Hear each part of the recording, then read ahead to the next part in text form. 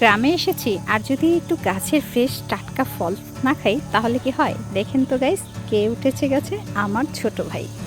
আমার ছোট ভাই এই জীবনের প্রথম কিন্তু আমাদের ডাব পেড়ে খাওয়াবে। তো সেই জন্য সে একদম দড়ি কাছে নিয়ে কিন্তু গাছের মাথায় উঠে বসে পড়েছে।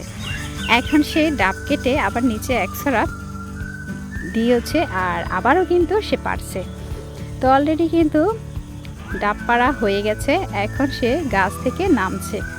এই তো মাশাল্লাহ নেমে গেছে, এখন কিন্তু সে আমাদের ডাব কেটে খাওয়াবে। তো এর মাঝে আমি একটু দেখেন গাছের পাকা টমেটো দেখে আমি একটু ভিডিও করে নিলাম, আপনাদের সাথে দেখালাম। আর এই তো এই ফাঁকে কিন্তু আমার হাজব্যান্ড একটা ডাব কেটেও ফেলছে, সে খাবে, তার কিন্তু আর তর্স হচ্ছে না গাছের কচি কাঁচা ডাব দেখে। আর এর মাঝে সবাই আমরা কিন্তু খাওয়ায় ব্যস্ত। তো মাশাল্লাহ ডাবগুলো খেতে হয়েছিল ভীষণ মজার। তো প্রকৃতির সাথে আমরা এখন বসে ডাব খাচ্ছি। আল্লাহ হাফেজ।